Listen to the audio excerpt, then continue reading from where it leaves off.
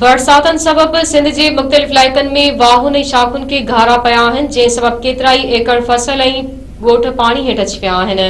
काज़ी मत वेझो मलवा शाह खे गुज़िरियल ॾींहुं लॻल 50 फुट घारा अञा ताईं बंदि न थी सघियो आहे। ॻोठ मेहरो, ॻोठ रौनक पंजाबी, ॻोठ गोरो जतोई पाणी जे घेरे हेठि अची विया आहिनि, जंहिं सबब सवे एकड़नि ते बीठल वणनि जा फसल ॿुॾी विया आहिनि।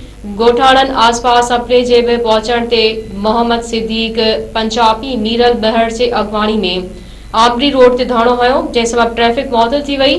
शाहपुर चाकर वेझो सदावाह मां निकिरंदड़ शाहपुर माइनर खे ॻोठ करमुल्ला ॾाहेरी वटां ॿ धारदार घारा पिया आहिनि, जंहिं सबब हज़ारे एकड़नि ते बीठल वणनि जो फसल पाणी हेठि अची वियो आहे। घारे जो पानी ॻोठ याकूब संचराणी, ॻोठ रसूल बख्श संचराणी ऐं बचल झलोझो तरफ़ वधण लॻो आहे, जंहिं सबब ॻोठाणनि में खौफ़ ऐं हिरास पखिड़ियल आहे।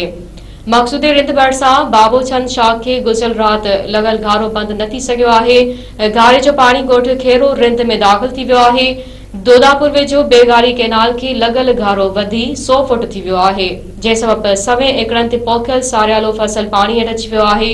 दोदापुर भरिसां नई कोटली शाह खे ॻोठ फेरोज़ कटोहर वटां 10 फुट घारो पइजी वियो आहे। इतला बावजूद आपाशी अपलो घारे वारे हंधि नाहे पहुतो।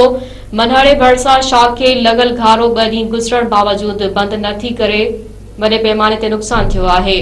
सिंधड़ी वेझो मिठराओ कैनाल मां निकिरंदड़ दोसू माइनर खे 40 फुट घारो पवण सबब केतिराई ॻोठ ऐं फसल पाणी हेठि अची वियो।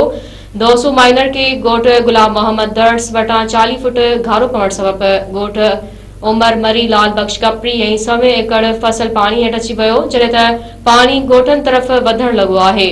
उमरकोट जे पिथोरो लॻ खाई शाह खे लॻल 20 फुट घारो बि अञा ताईं बंदि नाहे थी सघियो, जंहिं सबब ॻोठ खमीसो सुबरो, अकबर सुबरो, ॻोठ दीन मोहम्मद सुमरे समेत केतिराई ॻोठ पाणी हेठि अची विया आहिनि। दादू जे खारो शाह खे घारो पइजी वियो आहे, जंहिं करे ॻोठाणा पंहिंजी मदद पाण तहत बंदि करण में मसरूफ़ आहिनि।